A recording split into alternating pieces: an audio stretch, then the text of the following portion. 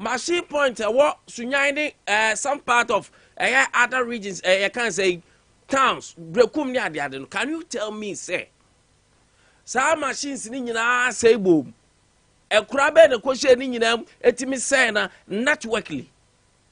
It is not true. I've only kwhye network ye dear chile for how long? Information that I'm picking, information that I'm gathering, and until you about my friend and open say, some vendors, some machines no mu use no. I spy. Now listen to me. And I'm the energy commission for you come on. Okay, yeah, catch say. Appliances are used to sell refrigerators, television in the Akanina. The expiring date ebe canibia a triple wakese. So these machines are I aspire model ton power MIN per the words of Energy Commission. That means very for mobile chrono per the words of the Energy Commission. Now meters about down. I had a privilege to coordinate or moderate a PRC4 program. Oh, Isbeth. No more anniversary, no. And we have all the gurus coming from Accra. Then one thing I learned from it is meters no our expiring date. Obi say a question to one of the engineers. Then the engineer says the period lasted by 10 years or so. So meter board down now if you want to power check here. Mr. Check here the babo. But according to some engineer can say meter ne Adea expire 10 years, and then Energy Commission so catch and say all the appliances and gadgets that we use say expiring date to draw. The attorney say expiring date na kwa koduru no.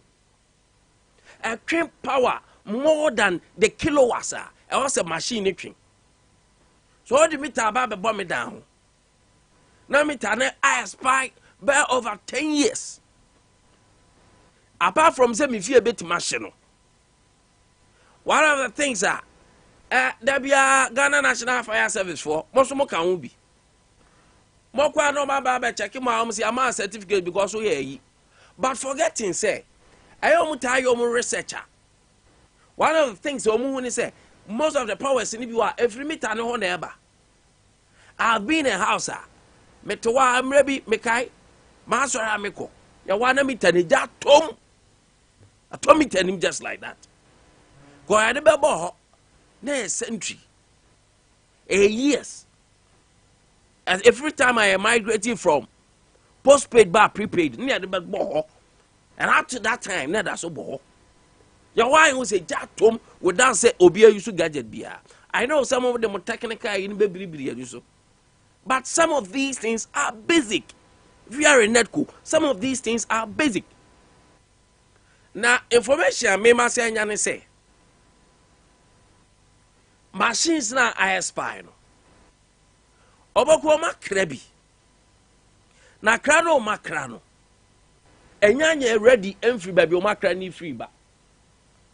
Ano munim engineers don't know the time about arrive what country. Since China sad the chain. Say what day that it will come, we do not know. That makes it more serious and dangerous. So these are two issues this morning. Maybe see a tackle. And a pair of chairman, senior most reporter. Our Montane or 500 points in Ojame marching. Yeah, cool, Minia. A poem to say. Namanda Roma Pumboko, come na emissary power. I'm out for your power talk on the first. Ubesha say who queue on the first. Afebe usuenyo siri. Ni modia na course of grounds. Kwame yema tefo achibi sanso makwaba. Said odin kan edi tu dia no. No kra pepepe ena yetie hu gu monten so sanse sompa asane ba beto edi ma said odin kan me atiefo nya ntie no. Ye kokokwohwe na ye hu se de city ansana ya ka ho asem. Wo miamia ye ton power edema adofo no bibia ekwa fiefiem no. Ye sha se free odoma se miankasa mikrom. Eho ba ho no ma ye wo miamie nu Baako ankasa deɛ mehunu sɛ ɛyɛ vierefoɔ ɛna ba ɛbɛtena hɔ mo yɛ adwuma. Ana baako nso ɛka ho nso no, yɛ no sɛ yɛ ankrankra bi deɛ sɛ yɛ hwan deɛ o, ɛhɔ ne daa no, yɛ nyinaa yɛbom top power. Nanso deɛ ɛnyɛ vierefoɔ deɛ no deɛ, ɛbɛyɛ sɛ bosome mmienu ani no, ɛnya deɛ sɛ ɛba bio. Na yɛbɔ mmɔden akɔ wɔn a wɔtɔn no bi hɔ san sɛ wɔn a wɔtɔn no bi firi domasi kurom no, yɛ ne anim wɔn mu nti no yɛpɛ sɛ kenu ɔmo di nkɔmmɔ na so ɔmo ka nyinaa ne sɛ ɔmo machines no ana fort abam. Timi bisan sɛ fort bɛn ana abam. Na fort abam a montimi nsiesie ana. Na nipa ne gyina ɔhwɛ m'anim nti asɛm a ɔka ne sɛ fort na abam tuo de ɔbɛsrɛ me sɛ nke sɛ ɔmo yɛ wie a ɔmo bɛma atiefo no obi bia nso aso ate. Enti kwame yɛfrɛ ne yɛntena hɔ. Yɛsan so tia ho gumɔnten so aba ya ba bepie mu ɛwɔ ɛyɛ senate ɛne ɛyɛ ne mpata mu ɛhɔnom. Baabi a wɔtɔn power ne nyinaa bi ne nyaadeɛ sɛ wɔtɔn power ne bi ɛwɔ hɔnom. Obisa wɔn a wɔtɔ bi a ɔmasɔ nka ne sɛ bɛyɛ mmerɛ tenten no nyaadeɛ sɛ wɔtɔn power ne bi ɛwɔ hɔ. Yɛfrɛ no san so twa mu ɛba fiapre. Na fiapre no ba na kaka wo yɛduru ɛyɛ fiapre ɔhema nkwanta no. Wɔtɔn power ne bi ɛwɔ hɔ ne ɛyɛ une ɛntɛm hɔ no. Ɛhɔ nso deɛ no yɛbisa no ɔmo kyerɛ m sɛ ɔmo nso no ɔmo mma bio ɔmo wɔ no ɛtɛm sɛ ɔmo mma bio san sɛ ɔbɛkɔ no mato ɔmo office nim a wonyo obi akɔ no abisa na sɛ ntu bisa wɔ ɔmo sɛ ɔmo tɔn power no ɔmo ba aso ɔmo kan sɛ bɛɛ bosome mmienu ne akyire no ɔmo mma bio ɔmo hu ɔmo wɔ hɔ na baako nso yɛ ade ɛsan so fie prekodua nim baabi a market no wɔ no mebɔ mmɔden kɔ hɔ nso mekɔɛ no ɔmo kyerɛ m sɛ hɔ deɛ nyamea nim ne wɔn ba a no akora no ɔmo ba na mebisa no tetem na no nso ɛyɛ yɛ ankasa a ɛno nso no yɛ verifo adwumayɛfo wɔ hɔnom a wɔn kyerɛ m sɛ ɛnɛ no firi bɛyɛ sɛ nɔnkono kɔ no wɔn ɛbɛba ɛni kwame yɛfiri no yɛsan so twa mu kɔ yɛ berlin top ɔnsɛ berlin top nso a ɛhɔ no tɔn bi ɛwɔ hɔ na yɛkɔ yɛ kɔkɔ bisa no nyamea no nukuri ni ɛhɔ nso ɛmma bio ɛhɔ nso wɔn ɛmma obisa a wɔn kyerɛ m sɛ wɔn ɛmma ana mede mani kyerɛ mu ɛwɔ Sunyani kuroduam na Sunyani kuroduam bɔ mmɔden aba bepie mu baabi te sɛ anɔkye dra so ɛyɛ new town area hɔ no ɛhɔ nso no wɔn ɛmma ebisae ɛhɔ nso no wɔn ɛmma na kwame ansa kora na mɛduru Sunyani kuroduam no mefa baabi te sɛ ɛyɛ Usbert Goy filling station sambenet hɔ no ɛhɔ deɛ meduru akwade no obi ɛɛtɔ bi a na te sɛ wɔn bɔ ɛde agu ne card so ɛde ama na mɛni kurotua so di adanse sɛ hɔ deɛ ebi ɛwɔ hɔnom ti bi fro na me ba Sunyani kurom a me fa new town ɛne baabi on bɛkyerɛ sɛ ɔmo tɔn bi obi ano kwa mo bɛkɔ no na ebi ni hɔ na baabi nso te sɛ ɛyɛ Sunyani kurom ɔba bi a presbyfoɔ wɔn school no ɛwɔ na wɔkwan no hɔ na ano ɔtra ɛyɛ extra filling station a ɔmo atum na ɛhɔ nso ɔmo kyerɛ m sɛ ɔmo mma mebisa ɛ maame no fo na ɔmo no sɛ ɔmo ba ɔmo sɛ bɛbo sumi mmienu ne akyire ne no ɔmo nso mma enti misa nso bisa sɛ adentia ɔmo se ɔmo machines no asɛe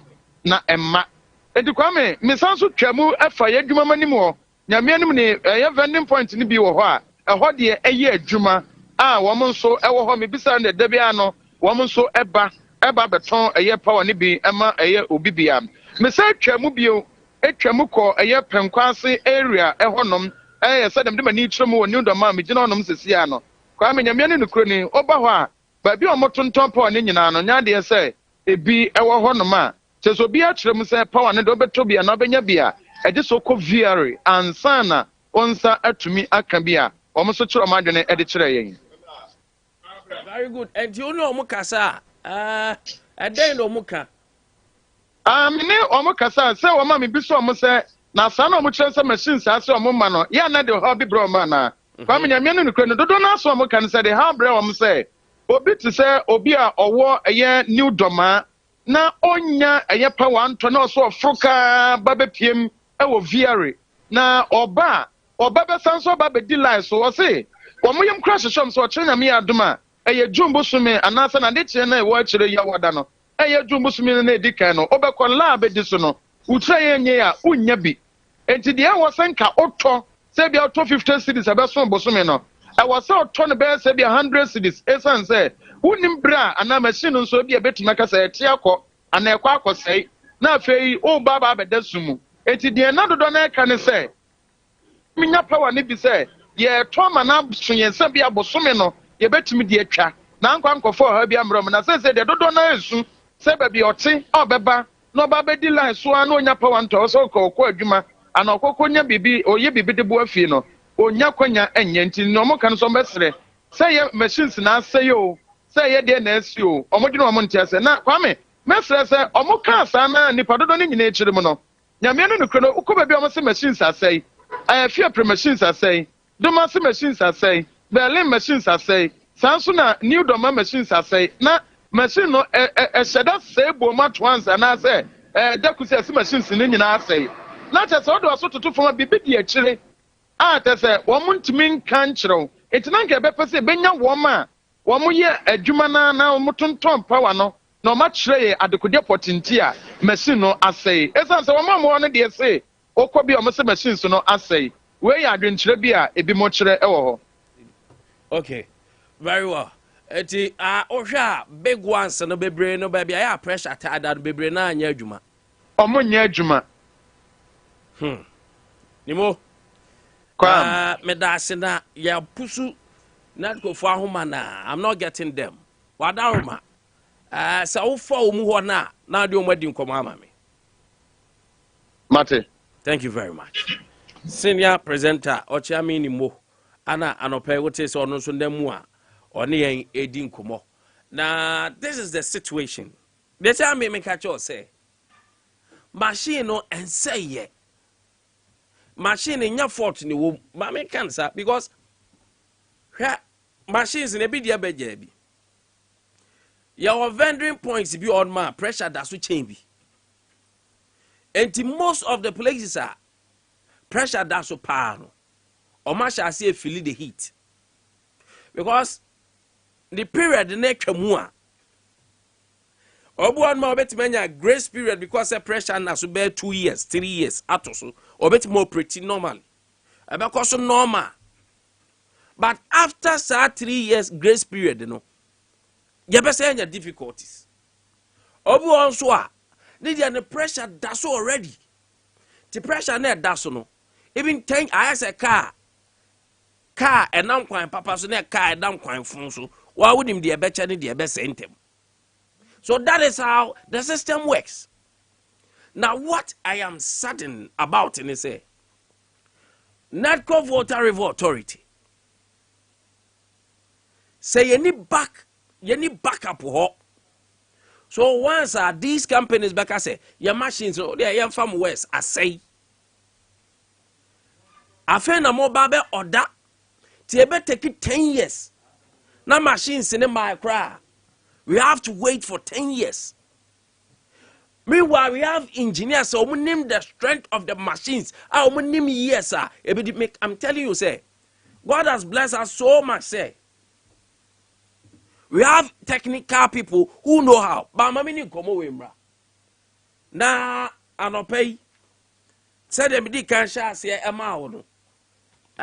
Yeni come omra. Makacho say COVID-19 no. Joshua. Yane era Samson asiki Awingobet eni nkomo. COVID-19 makacho say the levy no be him say President Aka say we are done. This too has passed. And COVID-19 levy ni be free ama. Yenwa mo ye import and exports. Onwa tom kakra. Anope yentin nkomo we yen era Awingobet eni nkomo. Mr. Awingobet ma chen. Majimaso, mchia tifo ina. Tifo Johnson, mpom to say. Mpom Medina aya Asaki, Asaki. Okay, Asaki, Awingobet. Yes, it's a Kusasa name. Oh, nice. But Awingobet, so, and Squasiadano, His Excellency, any Ghana Bedin Commodore Chair say, the 29th, a year and Komao di about COVID-19. And let me quote his exact words. Said this too has passed. Oh yeah, na man for both say, and yeah, definitely COVID-19 live, at the Daniel must be free. As it stands now, meaning from where you are, no, you have better insight. Meaning the levy is still intact. As an important exporter, these levies are they buy because of a situation. na still ɛda so wɔ no sɛn na mofa no. Well, we share uti for you now. Booming for you now, and then areas that Sompa FM is covering. For us, another many media baby the concerning sa statement one by the Tijano.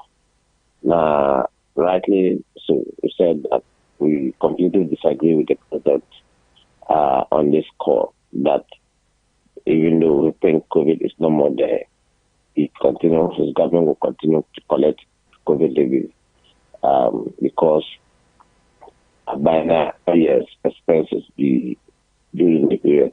I think it is uncalled for. The reasons why we introduced COVID levy, not because of government overspending, it was because as a result, now have you ever diet? Na Abia here the left and the right. A person okoto a blue banner saving Ghana life.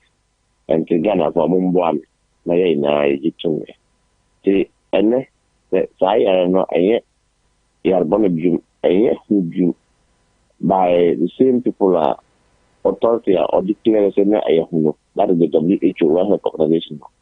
So I know say it is no longer a risk now. Then of course, why would these person Ghanaian to be costing that money, which they ought not to do?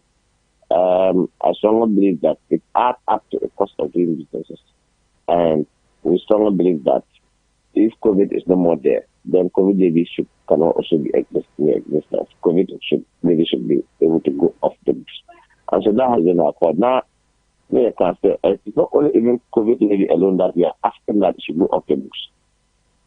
We say, banks. Officer bank, you will leave your friend of us, service recovery, so himself, and also abide the way. And the other aspect was, your friend said, another aspect was the 2% import levy. It's also supposed to go off the book. These are sunset clauses that, in fact, the Kai party at the time I'm introducing COVID levy, and I'll ask a question. So how long will this COVID limit or this trend so far as COVID continues to be with us? Now we have to see that COVID is no longer with us. So what does that mean that we should allow it to continue because government had spent? Do we take the government to overspend when they were not supposed to spend? And to overflow this is a German or a German so if we bono area before. I have one is an abono in Castle. I don't know German on go to a group. I don't say you know $1 and I $5. No, I'm going to say they were quoting $15 and $10. No, that one you come to tell the we should think that we should continue paying money. I don't think that is the right thing to do. So for us, I strongly believe that we are not even asking for only the COVID levies, but we are asking for all the three levies that are so that can bring down the cost of doing business and that can also bring down consumers' burden. So that has been our call since Adea. Yes. I see. Now, Mr. since call no, when your feedback be? Oh, so I stand here not my pay Kasai. Another man in Ghana for Kasai. In fact, not only important as far as you say, I'm sure you heard other people with different views. So I think it's early days enough to say that we've heard it. But whatever be the case, definitely government will prepare for media budget review. Maybe this June or July, there should be a media budget review. And so, if anything has to go by, we want to wait to see when they start to do the engagement or when the minister is coming to Parliament. But we have already questioned that Abia could get $600 million. I'm a $3 billion IMF bailout now. Yeah. $600 million has hit the account so far. So that's we are concerned. And we've seen the kind of conditionalities that it comes with. And so, based on that, now, we were very much aware that probably if care is not taken in the mid-year budget review, instead of them to be abolishing taxes, now they probably want to introduce taxes. So we said that, look, the three taxes that they brought is only enough. And so we do not intend to see any fractions or any fractions of taxes company being imposed again on the business community. Already, cost of doing businesses, inflation rate, exchange rate, interest rate are all not Ghanaian business. And I'm happy that you are calling from some FM, which is closer to Sompa. I know of it. Yeah. You are close to Sompa. And you could see how at the border there, how smuggling is ongoing. Rice is being smuggled from Ivory Coast to Ghana. Wheat flour is being smuggled from Ivory Coast to Ghana. Even frozen fish, frozen meat are all being smuggled from Ivory Coast to Ghana. The reasons is that Ivory Coast port is cheaper in doing business in clearing goods there. And so many businesses, until it even reflected in Ghana, back to our port is here, your port like, is not more busy like it used to be. And as a result because of the high cost of doing business, most importers have diverted their cargo to Ivory Coast or to Libya and finding ways and means of bringing them into the country. And these are those who are smaller. A smuggler will never register to do VAT. A smuggler will never register to pay duty. So a smuggler will want to bribe and come. So those officers, be custom, be immigrations, whatever, national security, whatever, all at the border, they are all making so much money. They will be rich because one, or more essence or more cry, frozen fish. About Ghana, what is frozen fish? Ghanaian frozen fish importer and Ivory Coast frozen fish importer, they all go to the same source. Because in terms of fish production in Ghana, we have not even produced up to 40%. Okay, so our fish production is not even the good. So by now, we have to consume protein to certain specialties. So importers who go to buy, and Ivory Coast importers who also go to buy these frozen fish, they all buy from one person, like as a case place. Then when they come to Ghana, the Ghanaian importer is paying closer to about 39.8% when you talk of these duties and charges. Then when you go to Africa, they are paying only 12.5%. So you can imagine. Besides that, fishing commission in Ghana, and for that matter, Ministry of Fishes. Yeah. That's who confirm frozen fish, but with they only bring with full load of vessel ship. So when they bring the full load, per tonnage, maybe the person will confirm 500,000 metric tons of fish ever. First, not per ton, not the fishing commission, no, 15 Ghana series. Ever since last year, we call Parliament for figure until I think they want to move from 15 to 17 Ghana series. Then they say 17 series, $17.25. Now, for $17 extra, maybe this current rate of dollar, you have $10 series. Multiply 10 by 17.25. It's about 200 plus. So you pay 200 instead of 17 series or 15 Ghana series more per ton. You are now going to pay 251 Ghana series per ton times 500,000. You can imagine. So we compare 500,000 metric tons by her. Yeah. And you are paying 2 million to 3 million a common fish commission. Let's show how much you pay for duty. So I can tell you, all the virgin meat and that tomato paste cooking oil called Africa, which you are duty at 20% import duty or your Ghana, you are paying 35% import duty. Meaning, Ufa more fish Vietnam now, Africa the copper more fish Vietnam. Or the mother body to importer or you are 20% import duty plus other fish and charges. Africa, you are paying only 10% import duty. Now, the West now of the time I see train, That's why Ghana is the biggest port in West Africa. Ghana is the biggest port. We can receive the biggest vessel. Yeah. Just about 6, 7, 8, 9 months, 10 months ago, Abia has also finished the biggest port, more than even our own. And they can receive the biggest vessel. Gone are the days that you port where a bigger vessel can become and drop Africa's containers, Nigeria containers, Togo containers, and they will take small vessels and take them to those areas because they could not have the capacity. And many of Africa has built the biggest port as well, just like MTF trade. So you can imagine how we will make losses of some of the goods that's supposed to come to Ghana for us to make more money. It has to go there. And the cost of doing business there is so cheaper. Safer is always safer. In the port, only Baha, you can't make only for Sunyani crew for business center. Much more magazine or magazine for no say if you are bringing a container or spare parts, do you know how much you pay? You can't know because the dollar keep on fluctuating. But Africa's safer is fixed. But they are the Togo is fixed. The Francophone countries, their money is fixed.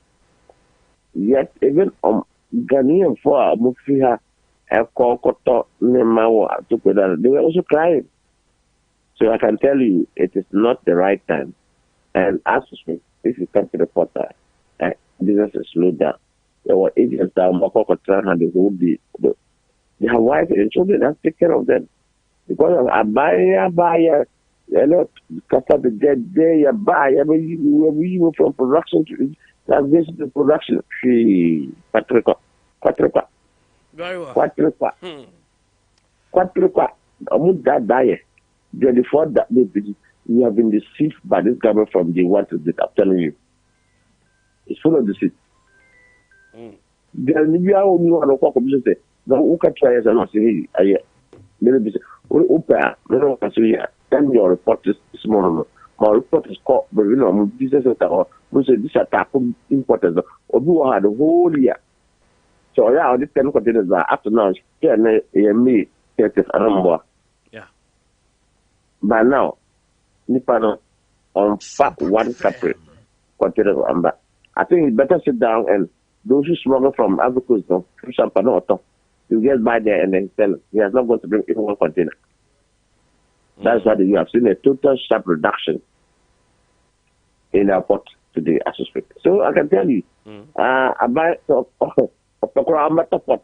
Let me say, if you are, I'm a blue coming down to one of the China and I have to have a Babaji in the airport. Because they are private people, they will do something better than they are buying. Very well. Mr. Asaka, Mr. Asaki. I hope I got it right this time. Asaki, yes. Awingobit. Asaki, yes, Okay. Asaki.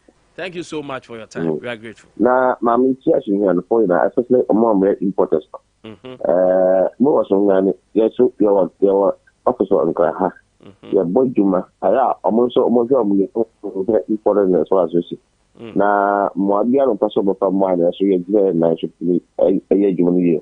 To be a minimum, almost Sompa FM. Nkwantabisa. Nkwantabisa, and I won't be suffered. Nkwantabisa, and I police sector. At least, money number of Mona, they can call my office. Whatever support that they have for the association, they can support. That's great. That's great. We are grateful once again. That's fine. The era, you know, Eddie Komo, Samson Asaki Awingobit, Executive Secretary, Ma Importers and Exporters Association of Ghana. Home Komo on COVID-19 living now. Edaso, importers for and your mom crefra brochi benina, and one commona and a pewote say, Yadin kitchen. Now, or a business committee, community for no, very much worried about that.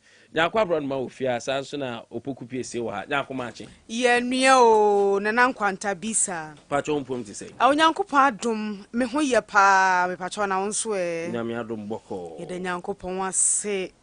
Opokumachi. Come here, son. Now, Pum to say. I read the saying. I can't open for Binum and I'm a crunu atena afuno. Ghana funo Ghana fo. Ghana funo Ghana. Dem funo from Pete. Kwame Ghana funo Ghana fo. Ghana funo Ghana fo. Enye. Nye kura Kwame. Mama ye itimuno. Ukita usika epe spare parts ya ta unye binto. Ukita usika na ope eye power ana unit ede ku card so. Yeah. Ede akoye adwuma. Ama o minus ya ba beje tax ya. Kwame, mikita misika meye restaurant. Metia eye both direct and indirect taxes no. Kwame, power na me de kwa akonu aduane ama sebe meti tikita metua GRA ni ade no. Kwame minya power ni bi. Me car na say na me de call delivery no. Me copy spare parts na because of sabo so kan fu ntimi nko na dealers ne de onu amudi nko ntimi nko because of CD dollar ye de ya manyo semti no. Kwame na o car say si magazine a unya spare parts ni bi na kita usika. Kwame and no kita health insurance a minister class no he no longer say o use health insurance. O kita health insurance nkwa wunya ayi. kwame odo ba kɔ ɛyɛ school sɛ onko nurses and training defense and onko sua a nurse for ayima kwame okɔ no ba na wasa ba bɛyɛ bedding kwame okɔ no okɔ napkwa na wabɛyɛ bedding okɔ nurse ya wabɛyɛ bedding both professional and whatever na school ni nyina na kwame nka obi a okɔ professional school die sɛ wawie nurses training college kwame obi ade asɛm biewa na obi a onko obi a nkaja ono mo no bɛyɛ mobile money obeton sobolo no na wakɔgi sobolo ni na adwuma ne yɛ wakɔgi mobile money na adwuma ne yɛ some of them are taxi drivers kwame na niema enhia ɛna kwame Ghana mpanimfo binom edi animu kwame niema enhia asukufo nkwadaa etifie wo mo nya aduani ni nti enei caterers nyina dodo na do wo mo da asen ne wo mo mbokiti agufom ama nei asukufo nkwadaa basic ekopem junior high omunya aduane ni kwame wo ma secondary school no kora na wo mo sinya aduane di no kwame aduane ben papa ben no munyi di kwame ko nurses and midwifery training colleges e wo Ghana principal for no suro no musuro ba ye nom de ye nsuro nti no kwame ukɔhwe aduane e de ma nurse fo a daache ono eba besua food and nutrition na waba be nutritionist and waba dietitian no cheche patient is ya diwe no the ono to school ho a odi no kwame wo odi ewu ko kire wo wadi bi no akwachi no wo be kire me den na wadi me den wo fruit wo dibi wo school mu ho no how important it is no ba be kire say ya the fruit and vegetables bukum kwame bukum anya practical kwame ko ya nurse fo aduane wo mu di wo nurses and midwifery training colleges principals no if you don't talk obehu ba bia de obeto kwame country we country a say his excellency Dr. Alhaji Mahmoud Bawumia esan so tena kase me ba me mamo oso be mamo de food supply na de yan oso be che school for them laptops wa hwe kwame wa hwe country a ye hu chiri say ma nurses over 20,000 atifie kwame woman ko school akwakoji entity a efre mo sanitation deben hygienic and sansaman for school for nkwada nkama no kwame wo mutifie wo munya adwuanye kwame a teacher for pe textbooks akira de kwame na textbook bo any computer bo etisen kwame textbook sabi ye ni hwe kra no ya kira de pen estu ye da se kira de kwame textbook the printing how does it cost comparatively to one a laptop to a teacher or one laptop to a student kwame laptop now so the teacher ni no kwame data ben na kira wo say Ghana ha say no kwame ye wo electricity e wo ba bia at least untimi nyina kora e for no the laptop ko no kwame wo the laptop koma school ni a owo aduonya a enkani ani ho a kwame laptop no onchenwe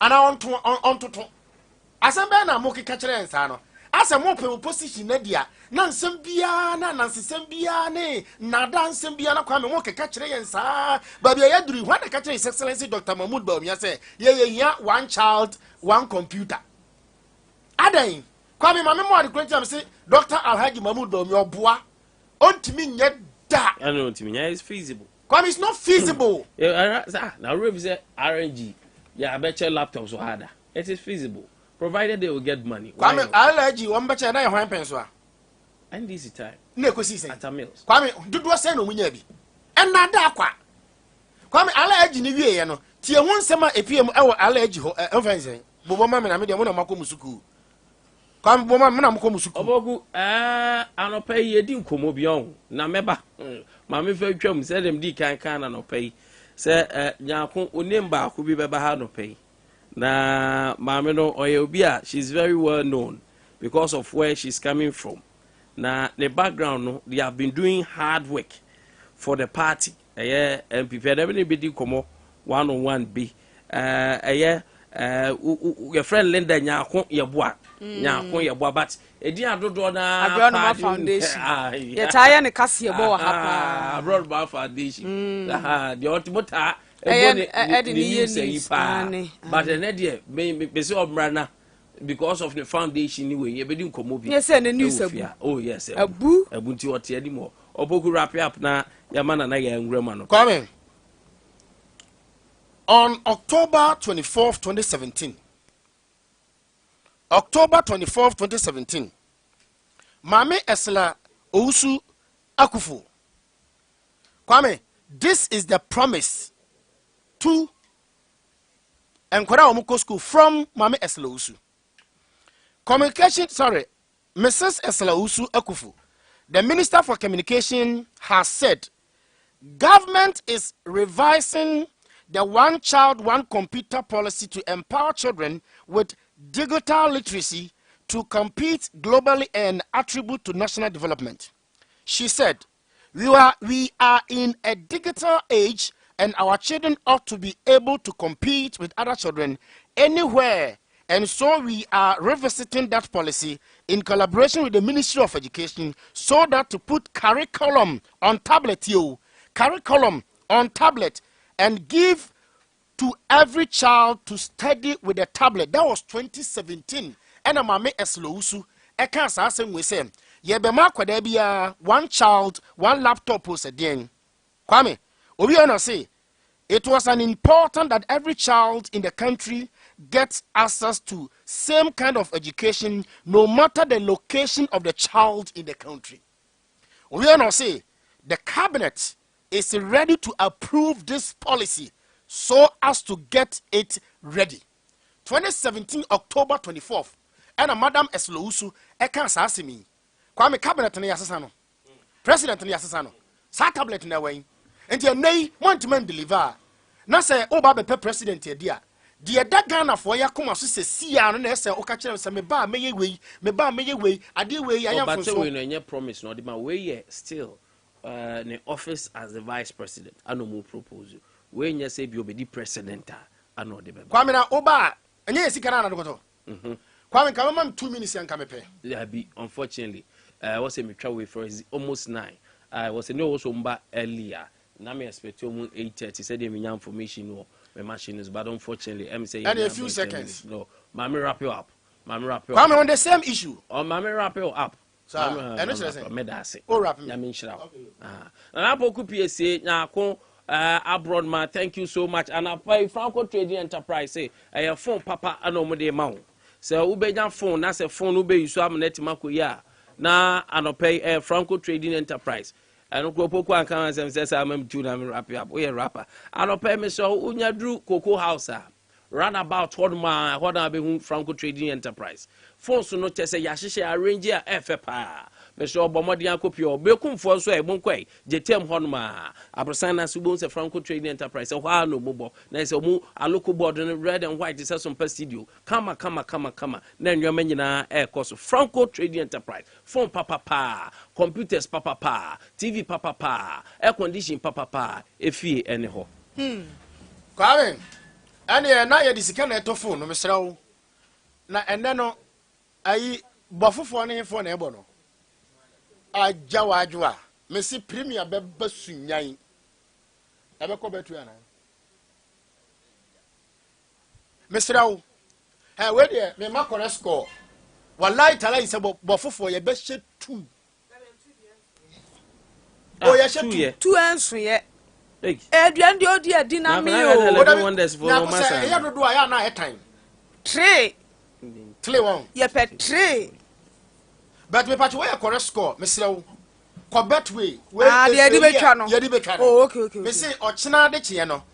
And your mammy and son of a Besunya, any G, any Sika, any order, any Jenny Sika order. For we need the better job before we need the number for reading and your Benya Premier. Get better check. Allah, Ose, you better check. Yeah, numbers, no. Okay, Betway. Okay. And me patch on Betway, also a Chiawada.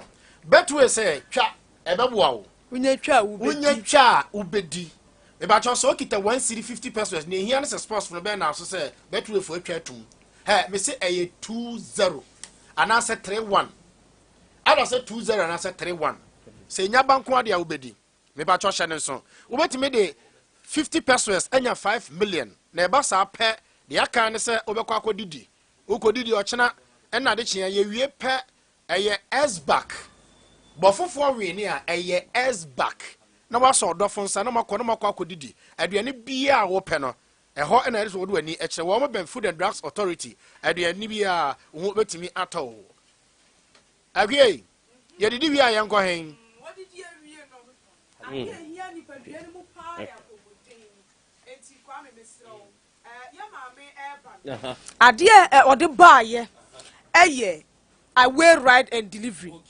unsa owoja my south na Bronoma foundation no mo no for mo no mo ko ha no mo chewei no tu maba wafo na no bi otu maba wa ne fo se umfie ni nuru ba bia nkopere wo ho nkofa ba ma na obanyem na sa futuo no na wo ba Sunyani aba betimu no away ride and delivery for na make am for am enti sa wo ba furu ka wo Sunyani hyewo kuro ni mu an 0530 123-556 0530-123-556 Kwame. All right.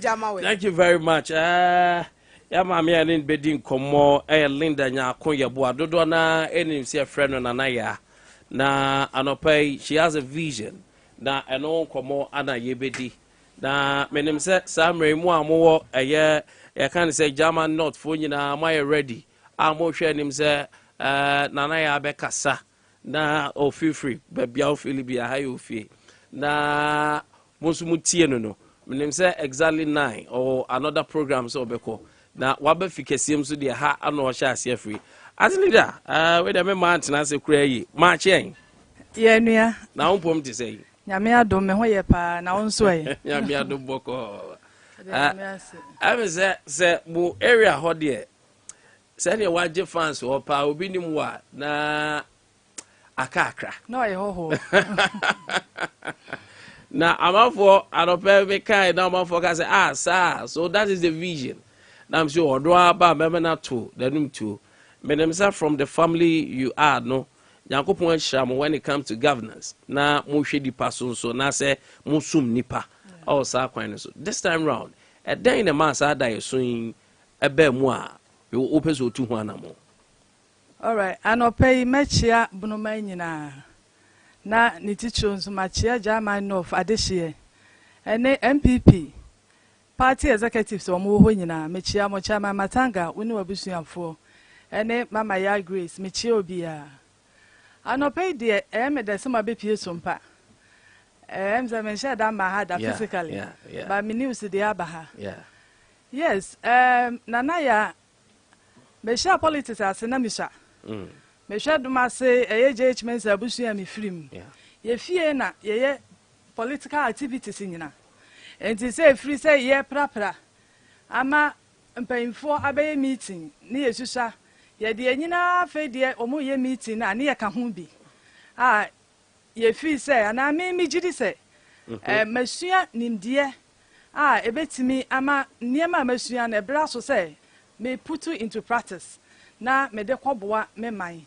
na ba bia e wo se German North epeja duru no ono nso oduru no fa ne ntoma pefra okay na mama musa say no uko German North eso na proud to sa eniso adi hu bebam why niema bebre e wo hodnom ebi na abron man so kan no youth that you have been advising in your metitisa a day pan on say currently the biggest challenger hodma oba odi wani ehwe medase German North yewo nepa bebre ena yewo problems nso ba bia papa wo bia na bone nso etare ho kakra na wo sha me tem bia me to apro me consider especially a man the youth ma ba wa no ye sha teenage pregnancy ekwoso pa enti wunu aba mpem bia impo enra me ko schools mienu ena me fan say basic nso ba ko me ko board the rofa menstrual hygiene ho me ni omo kasa me kwa anya me kwa me the health professionals ka ho ema ye ko bo say the ro no etu ma ya anofo ema omo hu say ehia pa say omo ko school na omo be yi ni patitiro da ache nya se bia se bi wawo nso a wawo ba ko by mistake bi wakwo wo a na je se wo so jai school no ko da bi nti bibia me na ma me boda wuro se nkora no ye hwewa nkora na anyensan teenage pregnancy na e cost too much it's one of the problems e wo ho ya ye nim se ye man so ne ye da ache sa nkora na ntimi especially ababa wa no ntimi enko school na se ne da ache se ye affect generation ni nyina enti ya dia ehia me na me hu se ye problem so nti e wo se me ye hu adwuma German North yakwan yakwan one major problem menim say nanado oka oye enti oka so obeboy no wa hyase a free seketia ekogoka saa kwan no na anu me fa so aye kama pa enti me bona na aba so na me prese me ba be ye MP me komra hye beja fie no the see my ni so say me use that opportunity to develop my area especially yakwan yakwan haye nti say mpanyimfo oti a montwa mani hweye na mo meboa esa akwan no so na youth no so apart from girls no your boys no mo hia adwuma wo hwe mejo ayi e wo ho a e cashew okay se cashew no kwa mebra aya na areho cashew time no ska wo ho enso ewie ya se se e kofom yi people have started collecting loans enso enche yo yeah e wo ho de but value no kofom nti se wo hwe akodi vo ade pa na aba okay nti me ma no so omo ho hia your boys no ho hia pa so mbenya adwuma ye nti me vision ba ko no say I have to tackle that and find work for most of them to do if not all okay say na be ya twutwura sem sabi insanom wiinom ni ade no omo mfa nye omo bra ya ye nim say saa de no fa to ho so a ese wa bra bo nti me major focus ba ko no say meye enwuma eho dawro metu wana mom menim sam wa hanso a sompadu akire yi opportunity bia pia mo beboa me ama manya bia ama me mindful nti these are some of the areas apart from that nso no me share me party executives okay constituency executive polling station executive omo ne kura party yeah baby am free party na me ko jino omo groundsman na exactly nti nyese bia aye frefre kwabo yin omo ani afre omo ye wi ani ye ni afiri ho da bi e wo se me hwe na omo so omo abra botumpon in whichever way possible okay so how long now why active politics meaning say politics there ye di twa wo funuma but time ben na ya ka say oh they say there mayor politics na me say ra MPP na mayeni. All right, time na me wo University of Ghana. Okay. Na me started that was 2004 to 2008. Oh, and you abo adwuma. Yes. Abo adwuma. And over there we know Tescon. Na buna half student union say wo ho no. Yeah. Me rise here be a national women's organizer. Oh, great. Yeah, so almost all the universities no me ko ho ne ma no kokasai. During that time, Legon branch so na me vice president. Oh, okay. Efie dia no me san de ko ho na say mira so say me de be ko national na me divi ya boa German North we be sasa den na German North ko na ma me free me ma me di akonya wo ho okay ya suma kro nti hima okay me papa ni je mensa nua na mensa nti enu nti na me free do masen so oh nice nti me free baby ya okay there say think how about but so aka abebe to bia employee okay but mami Musa say since 1989 German North mo be dem ho mo see ho say yes yenso ye ni yetimi to abayi MP no there have been a lot of challenges and so our German North seat no ontimi ga say the seats like Sunyani East we say consistently has been for NPP you know the dynamism no coming from a background of MPP the current sitting MP so free that trench no what Adea mono now they ba on board you think say be better for the party and yourself and the people of German North? Okay. Yeah, rem microphone. Mameka mo minua ba. Vision no eso. Na the German North the ka kire mu ne ababa wai bodi ka ka say ne papa ne GH Mensa. The ka GH Mensa wo Ghana dia ne wiase a.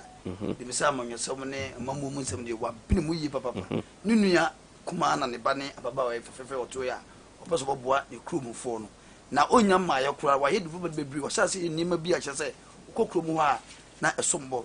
Last year me ko ho. Because no ye breast cancer awareness a omo ye screening ne mane ade ode bo amanfo no. No ku say party na nkasa German of so bo ma party structure say itimi jeja so yi so ma yesa so no ye do mo bako fiafe ne ye di asan ho o so ma kwama sa de ne nko so say mu de ba se ye to aba ne ya ba be hu na mama TNT ewi ano no enye ne na ode ba say munti e na oba say MP mu de mbaka no de be ye adwuma nti o ma say ase munyi nkodidi na mo pe be ntra da bi odi ka ka se benya adwuma ye adwuma ke na nananom so ne hia o mo e wo kuro mo no ono mbaka bo mo mbatuma pagya makuro no usu o sampa kuro no esafata no ne ma me ye oyeman mi o nhwe say de ese opri ba bia so opra obenya efi say wosua nwoma pa se basa okọ parliament na aban yi ministers are likely obenya ba bia say no beboa na manfo we wa kwa beka no nti yeso obi akẹ wosua nwoma pa na one of the things nana ba no na manfo bebre kan fa nana ya ho say she's a woman of few words ne de say action adwuma no yenye say adwuma say de tie bia no be but go fo bi o make say adwuma no be ba no na akwa bibio na mama samra also with the school experience awo and the worker wayama MPP and you say bia ofri baby na ya impose because say you are from a family of JH Mensa but why you be that our Tescom you have the track records hodom now in your days as a Tescom executive no a day experience now gather ya say going forward no a bit more about the youth of a young person also. All right, medase. Tescom there, you know, is about students. Yeah. Inti my firm no who problems are students go through. And I feel so ye wie ni e ba fia. Me ho se ye bere e wa adwuma ho. Inti sa ne ma ni nyina mamanya experience in that direction. Me feel say metimi e de aba may apply on my people. Okay. Say na be ya sa problem no e so be brase. Okay. Very good, very good. That I say, no, MPP, one of the things are breaking the 8. That's the vision for the party. As someone coming from student politics, no, then the one say breaking the 8. No, what said you, German not for said you, ma, obit my abuamo party. All right, breaking the 8, dear. You say it's possible.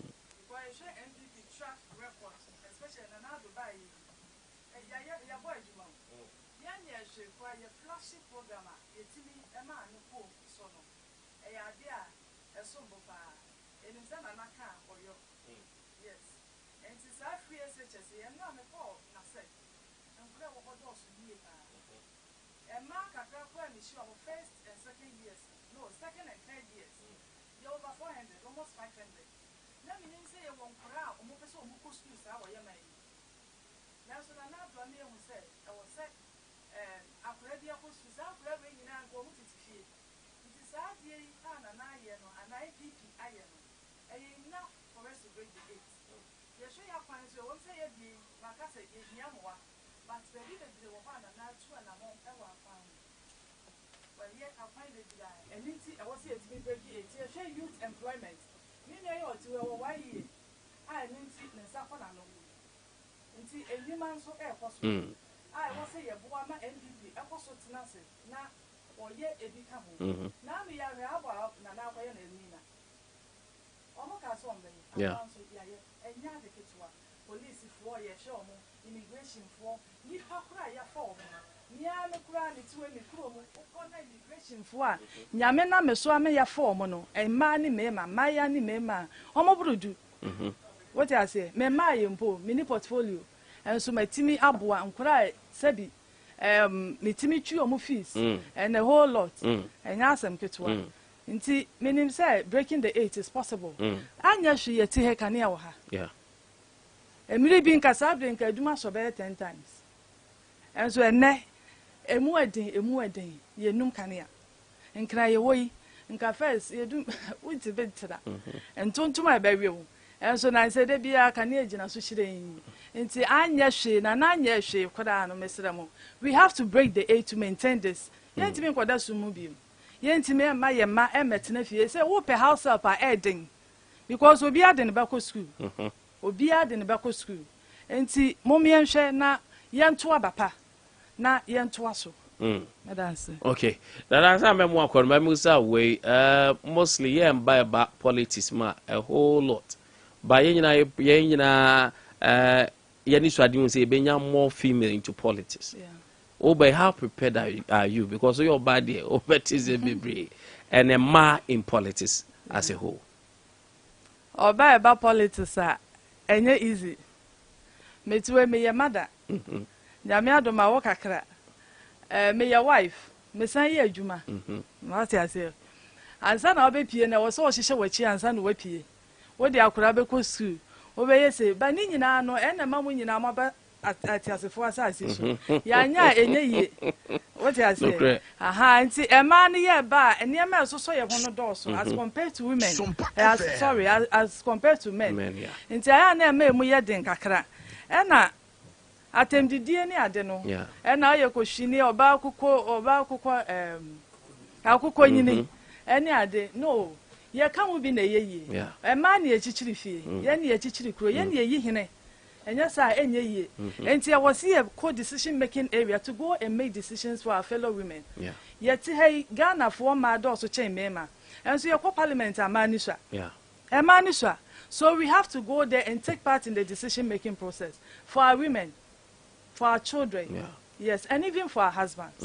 Enti oba munya sebia moka nsem ayebebu yabam encourage us, they motivate should bring us. factual things that so big can your good who because of your ba. Yes, me your ba and just say I don't have the ability to lead. Okay. Yes. Okay. Enti momwa ye na yempeja man so abrabum. Okay. Na o man we ye. Fantastic. Oba wa abadaye. Yeah. Enti ya ba ye medi musika. De benya bia na de beboa. Yeah. Ama efie ayefe. Medase nana okwade na ade betwa to especially nkofo mo German North omuti wono nso a wo ha oba beto abanso yo German North mabusiafo mechia mu nyina munua ba bro no manya ako the American say I'm here to stay. Yeah, we are in the race to the latter part. Enti nya wadwene se bia me yo ba enti nkofo bebre si minti mema because me ye ba race no mu eden wonim me ho mema nko an oba bia nko obi da okay oba bia nko obi da. Oh, that's beautiful. Enti discouragement no also and so I know with the help of people around me and with the help of God I will go. Enti mesra say momma yamwa abronoma na enko pe bibipa enfamra German North ye hiampuntuo na yesuma obi a obetimi akolobi enye sika ene edesuma yensuma na montenti yesuma benyansafo na me feel say from my background it's easy to get access to several opportunities Beba district no enti mom ye ni na ho na yemfa oba nko ne yenkohwe kwan a oba nso kwa district no be. Okay, very well. Dana, yeah, that's it. When him say what be feed ya shen komo twetwe na say. E due course ya be say ato aso. God bless you so much. Say what team manim. Na when him say nyame na ankasa a do ahye dwuma pass no do be kwa wie pa. Me bias when it comes to say a man in politics.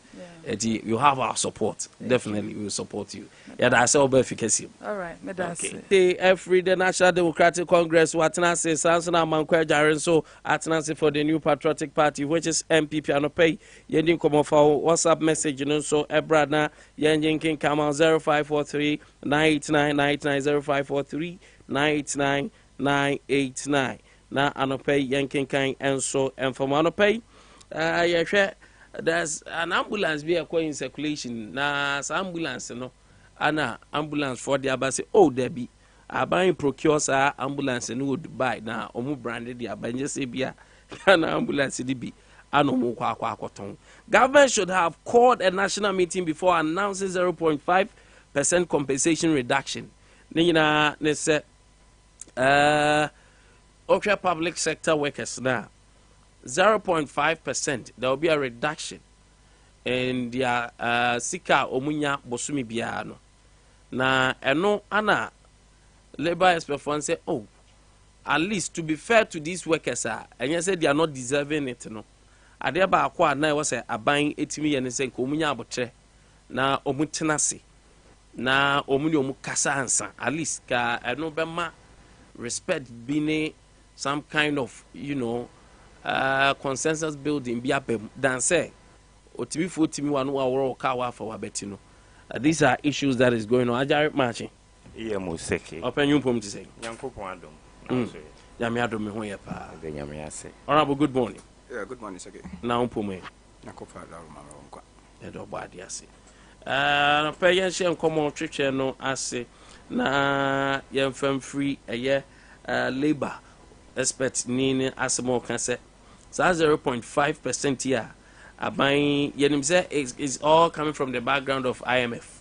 Some of these things are I was say yeah conditionalities no ana twetwe ne ti bank kra ɛnyɛ dedeɛ but wanya timi de onsa akwa akoto aduane mu po obedi honorable procurator ma me sha se fio sir we policy yes and go never come asem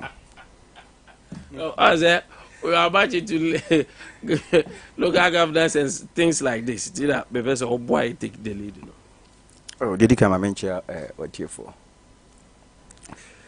and you can't pay cut in one pay cut I think sir aban we hwehwɛ animu na ya na ya dos hwehwɛ animu aya na ya dos ɛna ne nsɛm a wɔka no wobɛka ya ofie ha ya yɛbɛtena ha ɛma wɔka kyerɛ me sɛ mentwe nsɛm ka sɛ aban wɔ wɔhoro n'anim kɔsoro anaa meka kyerɛ sɛ mayi ne sɛ ɔyɛ adeɛ in the reverse way anaa because yɛnim yɛ ɔhoro firi soro de ba fam nti obi ɔhoro firi fam de kɔsoro na ɔyɛ ne in the reverse way. I think that one of the countries now cut to pick a salary cut of ministers and any other union. So I don't know what the issue. And I said, is this one to one of the IMF conditionalities? One who said, pay labor laws. No, you can't make anybody worse off. Private sector workers are not government appointees. So if you are government between directive, I say, "Obi, I'm an appointment. Executive, I am going to have maybe a salary cut." Say, "Me my bad." But when it comes to public and salary, civil service workers now, you can't make them worse off. That's what I say.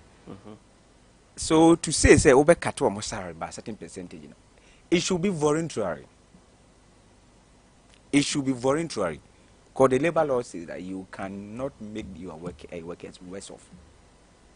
Say, or the 100 million. If it is ascertained, say, illegally, and or the any question could 100 million. Now it has been detected, say, or 100 million there. Obit me add an and stay in a salary as a way or but so be to now, or give 1,005 Ghana a month. Also, what is 0.5%? I got certain percentage free. Meanwhile, why it what power? Now, no, you meet here, Namokasa within this year, and other media say electricity power 75%, which is palpable lie. The power sector increment is not 75%, it is more than 100%. It is only the announcement that amounts to 75%. Yeah, the 30% was exactly 30% when I work it out. But the 27.1%, the minimum was 34%. And even 34%, on the average, they say industries will enjoy certain about 23 or 24. And then or more, if they enjoy 34%, that's income. But when even it came, if you look at the amount of money that we were paying, for instance, in August 2022, now top our 20 Ghana cedis here. Now we are 19 cedis, 60 something pesos, less than 20 cedis. After that increment, it moved about 70 Ghana cedis. Now top our 100 unit here. It was about 58 Ghana cedis. It moved 100 and something. So the actual increment now people fed was more than 100%. And now on the average, from September 2022 to June 1st, the average salary, the minimum power increment, 150%. In reality, not what is but what we are being, the feeling, about 150%. I don't think that 0.5%, depend on obi salary away OG, that 0.05 could be something minute. When we are talking about debt accumulation, we don't go such a time. Last time we said a question was what is 1,000% and 100% of one?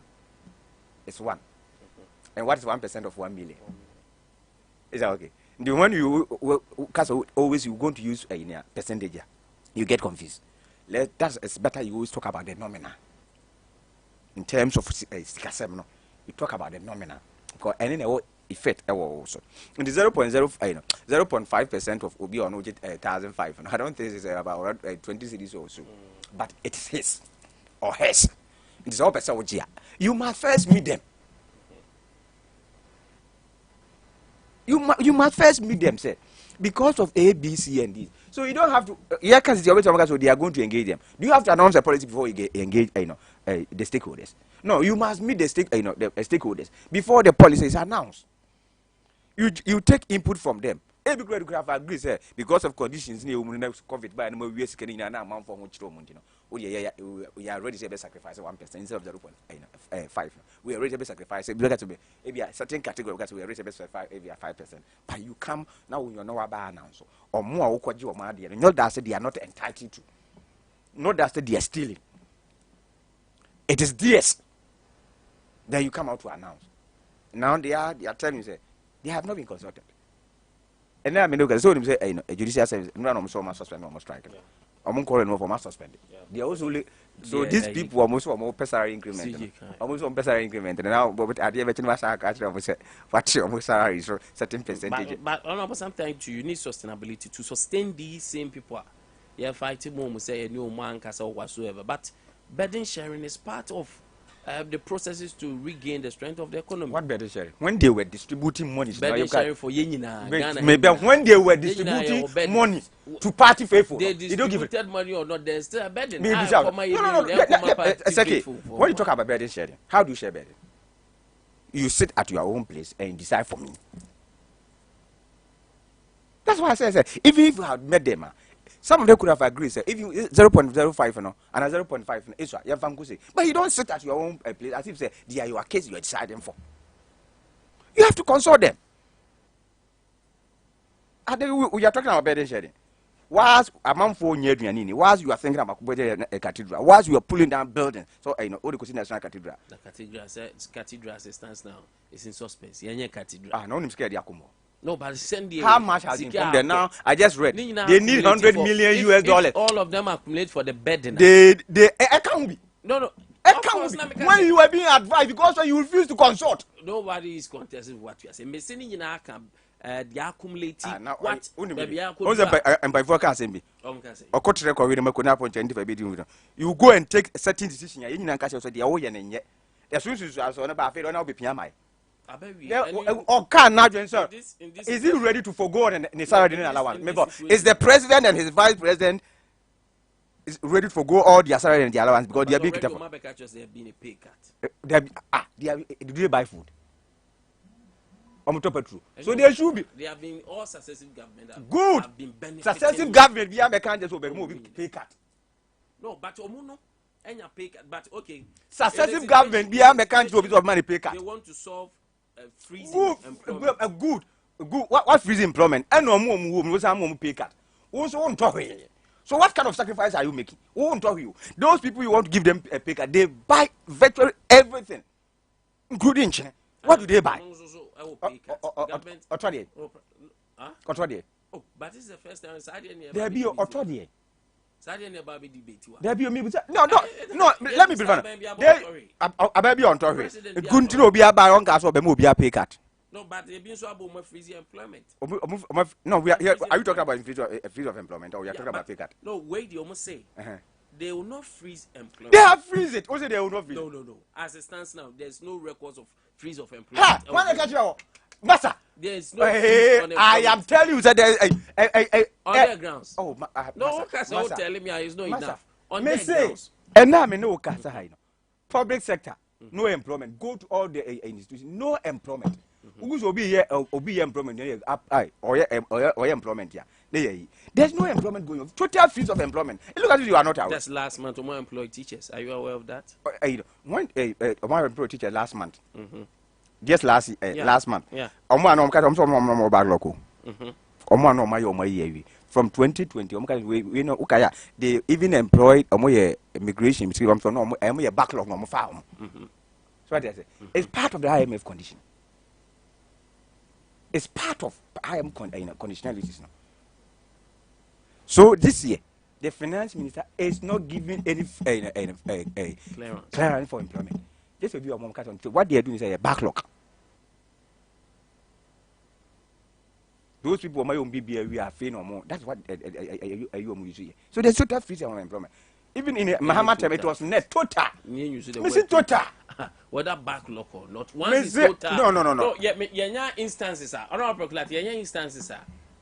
A total freeze on employment. There have never been total freeze employment. But I feel the that time, no, your police for call for recruitment. Yes, I'm in a beefy.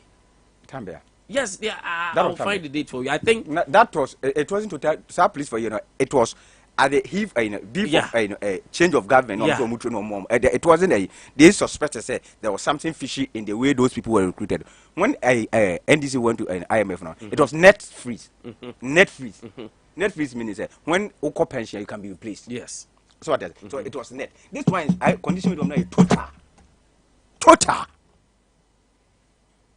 That is what they are saying. Is what the reason they are giving is the government is burdened by the wage freeze, total freeze of employment. I am telling you, total freeze of employment. You know what they are saying is the government bill, a wages bill, is too much.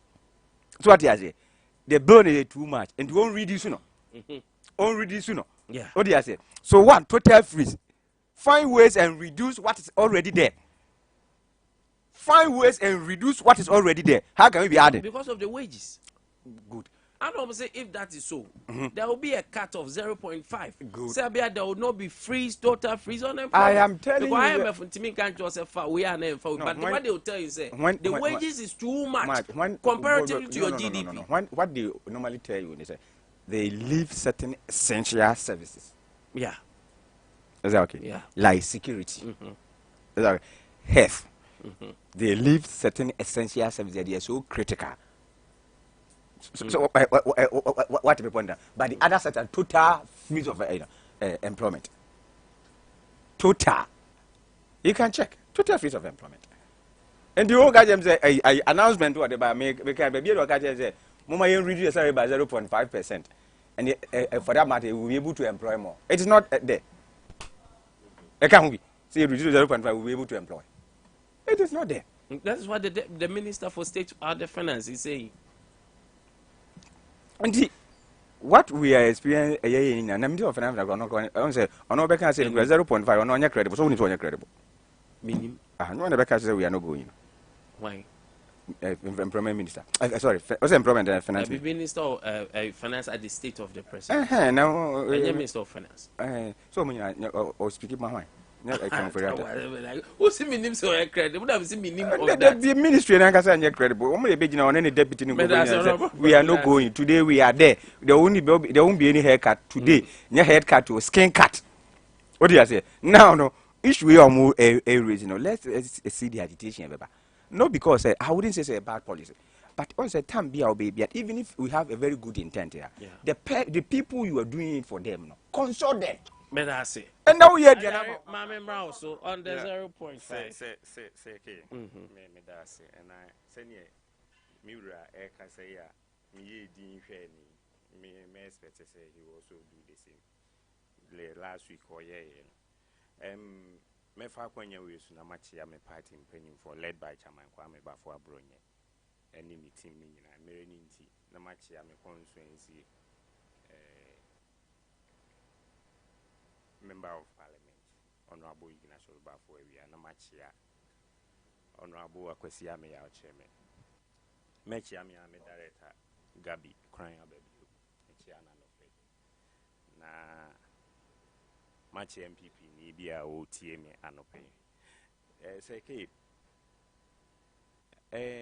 fa bi me ne honorable aprakulate ya adwen fa bi me ne nya adwen because as matter of fact enye tem bia na asem bi wo ha no cred ewu mu a o defend blandly but wakwa tra baby a me ne kra san ya adwen because one or catch there will say, may they start here free, the ODWA, and I say there is a total freeze on employment, which is not true.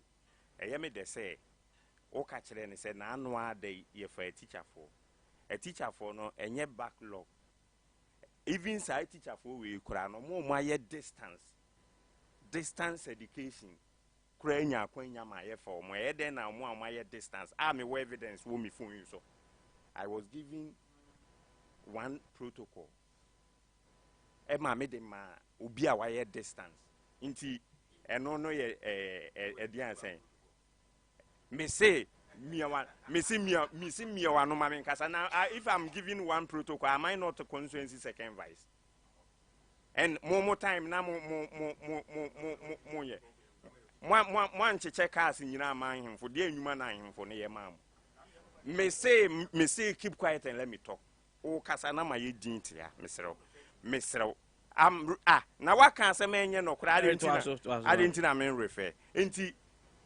enye no kra now aban bia ni so ade hu say this two policy monetary policy and fiscal policy monetary policy na ye bra bia ehun be hia say ye ntwa sika foforo nsan fa meka ye old currency no Bank of Ghana nom ne sa neoma ye nyina ye nim emra na ye wura mu a na say ye nya IMF sika we de ba be so economy no nti all these things, as you said, and also you're not correct say, not a war, conditionalities. Now, baby, and I can say, mene, abanya, mene, honorable particularity, ya dream, say, at least, what for you may need. Ope say, o ye be my you may need, no, abra. Sikano said, I need sika soon be idea, but say, ka born a man. And it looks like I say Abe Musubank. Yeah, because always you take decision before you inform the people. I will not defend that. And you mean defend it. Which is bad. But on the other side, the media, Sebi imprevious. The nanado danko ekufuado ne ye raba omi abeye bia no mo ye because omo nyina ate omo akatwa so by 30%. Is that not true? Nti edien biem na wo aprekula honorable aprekula te wo pese MPP enye biem. During your time ana ye wodum so mo anamo kan sem kire say untimi you pay more nom ne enioma na ekeka ho anamo ka kire ye no. Sa mre kro na Ghana fo ho kire omo na ode sika toka man hemfo binum wo kurom ha eno no na Ghana fo wodi mu he asemba na ye ka ye nka mu nokren because say no se ya nhyase ya nka nokra nkire ye ho a man na yese ye nkwa yanim MPP matena se ahwa say sa ye suban we enye we must do away with it because what the policy ba manipa nte policy na se nti ekena no obete se nkrofo ahyase ye demonstration ne ehon neoma fe na wo ba besin oni omo ba besin konya nti on that side ne de me honorable ye adwen but man kan no ne propaganda way na opese ofa so present ade no because neoma ni nyina ye nhyehyeye a ye ya up to san nhyehyeye we say we would rather reduce it by 0.5 no send ye beya ye betimi afa other workers ye betimi aform na ama employment rate na nkosoro during your time no tena kan say mo kofa de na obi retire ne ya replacement na how many yinti na muja unemployment graduate association wo Ghana ha mo kono eka mo achievement no ho bi ye fa adwumayefo and na mama example say ya fa teachers for just recently ya me omo eko nti omo ye adwumayefo ni bia various assembly na ye bebie ba bi omo sisi regional offices bia o ba bia omampanya kufuado ebo omo new region omo honum bia no omo wie tachiman sei omo wie regional office na adwumayefo no mbefa omo besia fa bi because of say we creating employment and the people need to work nti se yetena radio so a na ye ya adwen se by all means ye pa ban mu abanti ye be keka nsem a sebi mpraduasa nsem ni be ma na yehu nsem be sa nom kan ma ni yehu na asem a ono abo aprakulate kan ya o kan say 1.0.5 or check is obi there 20 cedis enya amount to be a bet a hit because depend or work is not for free and no na me catch us say that aspect in there me never buy any adwen but the aspect I mean any adwen is say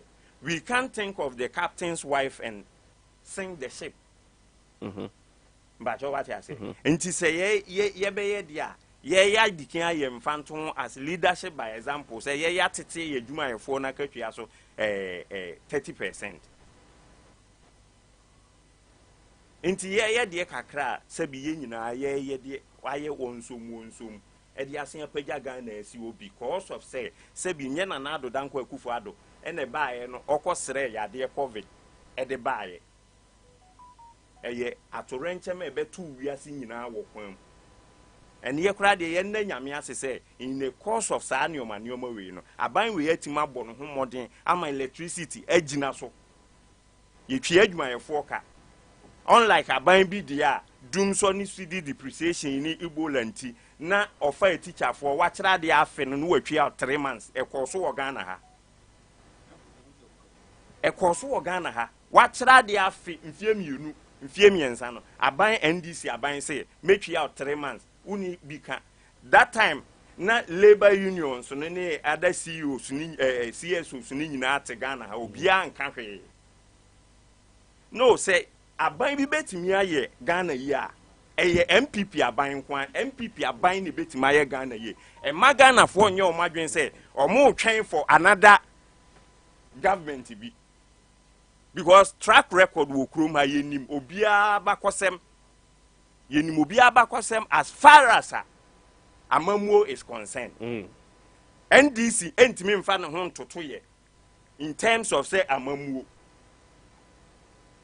omuntim say abande enhyehyeye to ho ematimamufo nya ho mfaso NDC nya bida nti o mampanyin kofo be ye metro mass ne ye omo time omo be kɔ no ena omo kɔ krakra sa basis atenten bi na bi kura nsanku wom no omo kɔ ye ne ekosi se na na do ba ye no ode dafo ni bi ba be kan ho no metro mass asen agina ne na so ne metro mass firi Sunyani ha kɔnkran enani amamu a ye MPP ye bu nti se economy no bibi kura ba beto no wokwan mu a ye nim kwan ye befa so a ye be sha ase a ye be san ahyehye economy no na enye nwanwa se Bloomberg nim nyina ka kire se Ghana ye sika bo no ho modern wo wiase adwa so is that not true san krofo we ye dikin abe predict doom ama Ghana na sa atem ye wom nti MPP ya toto no yoma ye nti manentena on kan se sebi nka omo na ewo ho a nka ombe ya ama na boro de ye MPP for ye no omo ntimi nye nti they should give us a break. Okay, o de amamuo ni ma omo a e de new e na yewura ma ama e be abe. Let me come back to you. Seki, let me clear this one. Okay. When MPP ni bia kasa na COVID ba yetu ya adwuma ye foka. Adwuma ye fo so mo ye adwuma. They talk about say a teacher for train for 9 months. 9 months. Government makes savings on that. So we abanye a savings. Go chok ne nursing news ni ye was what go anfa anko. And teaching professional is talk about human resource. It doesn't bring so government makes savings about that. Let me tell you one thing. Teacher ni be no or try there 1 year it yana cut 3 months. You know it. As Sunyani West. Director, we made saving of 5 billion Ghana cedis me one. And then I introduce you so benya financial clearance and I employ because then no na a teacher for no not the director of education employ to I employ out to see and a jare or found May 31st 2023 no back day 2 May 31st 2021 and salary about 2 years now back pay and farm and auditor general edited Adea. So we set up a committee to auditor general the cast no. Abana cast no. Onye hwemu answer make payment. Then Abana no. Some of them are genuine. And the ones who working with him, yentu omo can be. We are and they finish their work on 2017. It is there. It is there.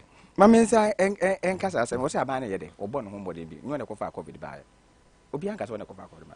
The kind of extravagant life buying a bono. You are talking about Metro Mass. Say in fact policy very when we build a hospital and your policy on. But you call agenda 111 and say a policy. But so be the hospital a policy. Last time I was asking somebody and they buy for not health insurance. Yeah, for brought mutual health insurance. Yeah. Or the mutual health insurance. He never brought health insurance. No, mutual health insurance. It was health insurance. Oh no, good. Until I'm when you talk about Adrian is so blood. What they say? Okay, 2000 years share health insurance issues. I say, and before KK against it, then time the spokesperson was Adokufo. On national health insurance, can say any possible. So when he came, he brought mutual health insurance. Now, Sunyani won't be found because domestic. Yeah. Good. When we came back, we said we had planned for national health insurance and we brought it more. A good idea, so before started. But what you have insurance, I say I'm Wednesday market. Would you have insurance on Wednesday market? So you said you be a book or see regional hospital on Yadi. And don't have insurance by now, would you have about the Koreans on Yadi? So when you do want to talk about policy, I don't know whether you have limited understanding of a policy. Two, you issue I can say. What the policy, but the policy is going to have effect on people. Why don't you engage them? Why don't you engage them? First.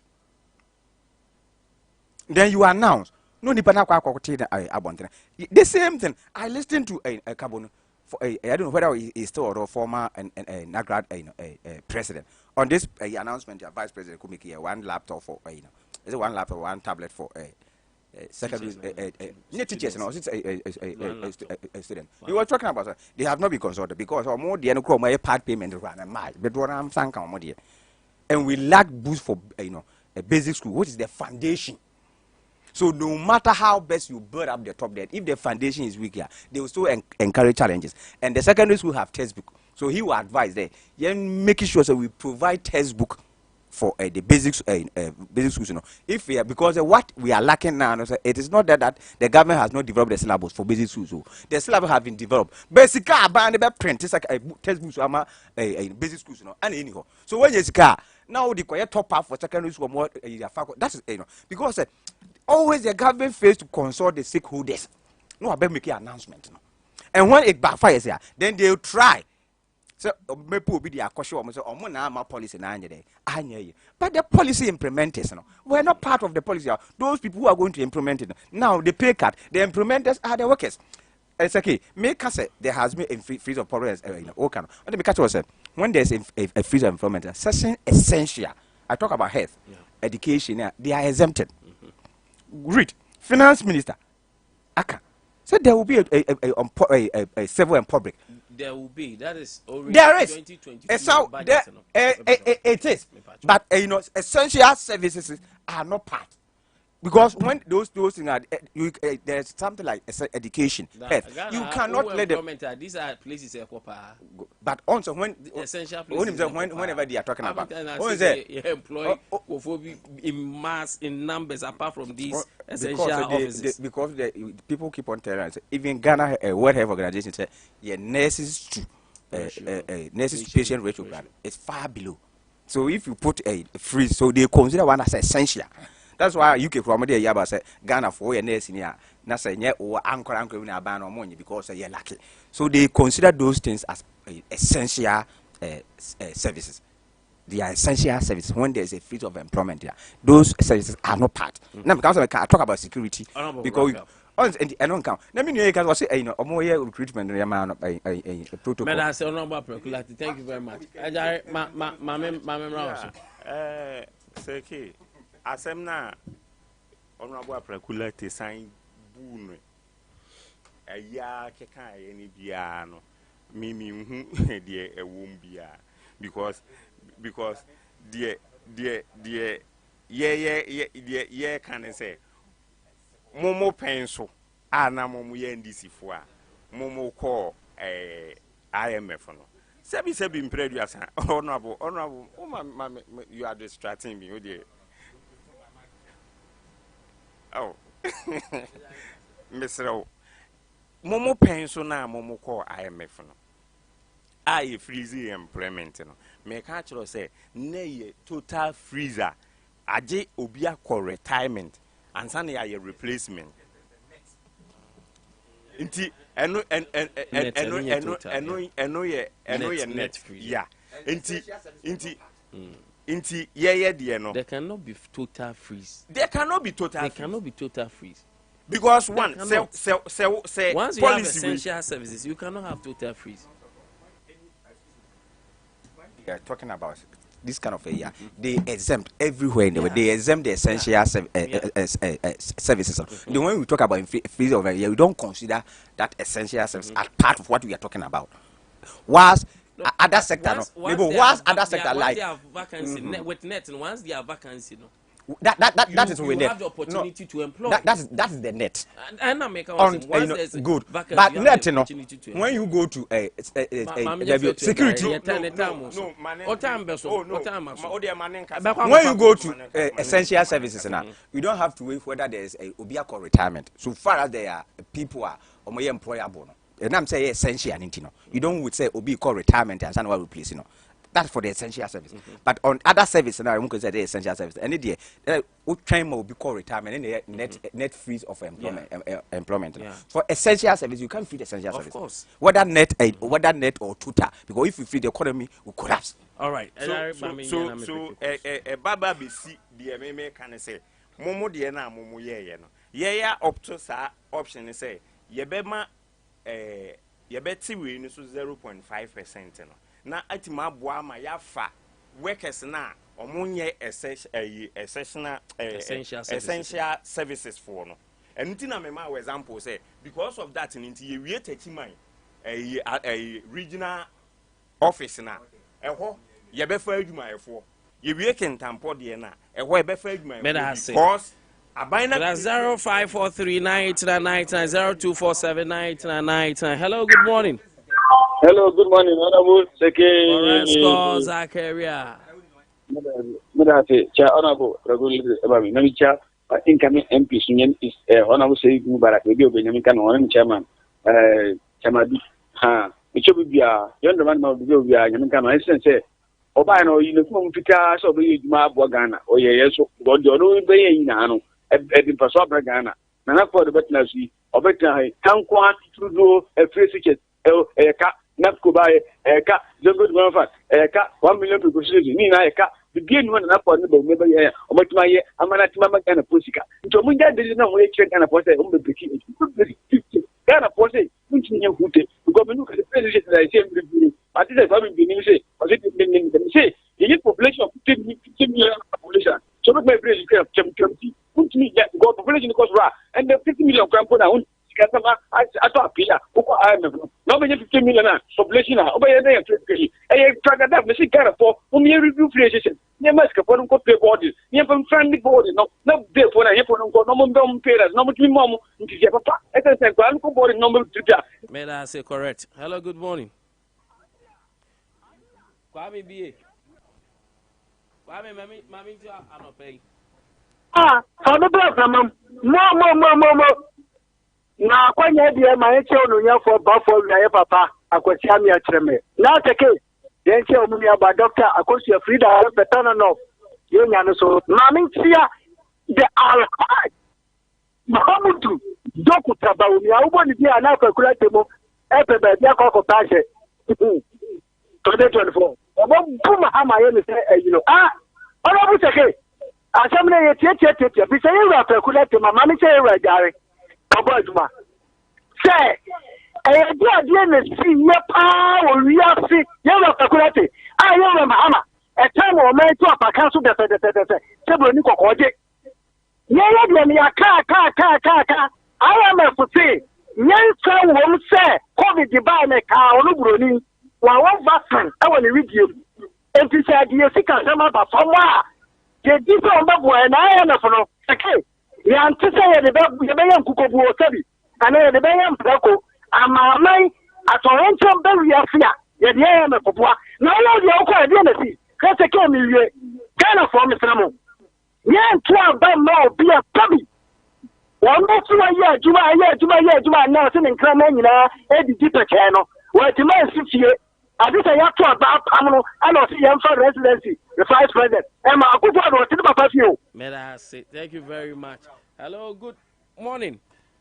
Good morning, me am a Nkwantabisa, Nana Owusu Nkwantabisa. The senior presenter inside Fiapra Ifie anymore. I see anyone who ankasa uni SK and pay me bo abaso. Na benchia me am a boss. Second round. A jare honorable. I'm Brazil papa. And in fact, when I resonate honorable Ojopo Princess, one also presidential race no jam gidi pa nya zanketo. Sanso and about for you to me at go we got some abonye we are 81 pay. Sake de bia meka. And then you are John Dramani Mama NDC for free. Yema yenye free educational review. That you one money more future one kasa muntu omo yeah, you pay out to studio the other be an account. Can I know for the infant of you buy our mobile? Well, you might be working on which you and even paying the initial do what some say, come with the buy. How are we are thinking? I go and see a young quiet of the young farmer and near ma at the Sinina, young farmer about putting in and they free education young Korea Queen. And Nadia, how many of us have a say a gun of winning, no, yet how can see a far. Not yet, one day, what I saw. He said, dedicated and not get a hobby. Now, give me a pass. 2024 year, 8, now I have not talked to for airport. The other than none of what my ass almost said. Yan near a goof, what were you and two who said, a good dear, why and yes, say, and this met to so many of the money, Mamma, and Gana for the who comes and you giant and make it so anyone would check. The only woman to father for Bia Magana. The Philia so far, so this is if you find and a dog will be out of the case. May I say, Eric, thank you very much. Hello, good morning. Imonyam for the care of Yan Santuni China Front, Assalamu alaikum, my brother. International Ulma full slide. My men, Chairman, many our time, and you better than you come in our bar. Who see you, Yaman, who is the man of name of Connected Yabuba. I will tell you, Condomano Kubita. Do run away if you make Eddie Aquaquisi entity force. Mahama Neri, Mahama Adea no way, and to be class Mahama Jimmy and Bob and Sifi. Nanyamuna Mukata Mahama Teo Dubai. And I mean, I'm picking up friend and refi. Some Mahama Teo Dubai, and if you ever Dubai, he can't someone in to Mahama so. Quabed Dubai, Abawe, IMF from Kwama $1 billion. World Bank, $430 million. Move up the car, say $100 million. Still a World Bank director, no. Every team to the World Bank, and the Magana $430 million. So we are buying no one is one. Now, Boma, man, and Crescent, who better break it. Who because 390 million Ghana cities. And Conco to that out now. Muslimu Kwako Cathedral. Cathedral Mukwako Sino. Japania would want Masteno. Mali Embassy. A friend say, yes, my judges. What do you say, Japania, when you know offices are over? Your body over $51 million. And I'm a Mali for embassy. Saka when you know what you know with the mobile embassy. I'm sorry that I'm never have a rich hospital. Mohammed see a Islamic hospital. Mohammed see Formula Hospital. Mohammed see Seria Papa and Santiba Kwai. Was the Bank of Ghana Hospital or Banco Hospital was still the Terminal 3. Can you see at Tafua Tonsu? Well, yes, I get when you 59 billion. More over 400 billion. Would you reach that about Sunyani Kodaba? My head. May I say, I'll have the first line. If I were in chat. Hello, good morning. Nkwantabisa, good morning. Yes, boss. Medini ya Sandu, mikasa free mampushi. Sandu, mamiti anopay. Anopay mebo abaswa Akye watifu nyina na mama endi simpanyi fu nyina ati. Titulu mimiana na nwasi form zese ana ona wa pekula teme mawache wa baguma. Oma fosla kachira MP before no omuni fi edema epim. Ba wo miate oba ba cheche laptops edi amahi for a school for. Aya munya konya ensem for duru be bia na muso subo no ye de bobo. Mbi se say teacher for na o share bo share oba cheche laptops ama omo no. Ati sen na school for a teacher for na omundo so duru a school for no. Say na o kai no omutimi ye. Bia aya sem chebe me say na me ada wo sorry o ba be voter e ba be people something you know who ba be share bo akase ye dika hu mo pose doda mo ba be she bo amandi so Beda se Sandro, be friend na kwa me osu Nkwantabisa bet my friend say sports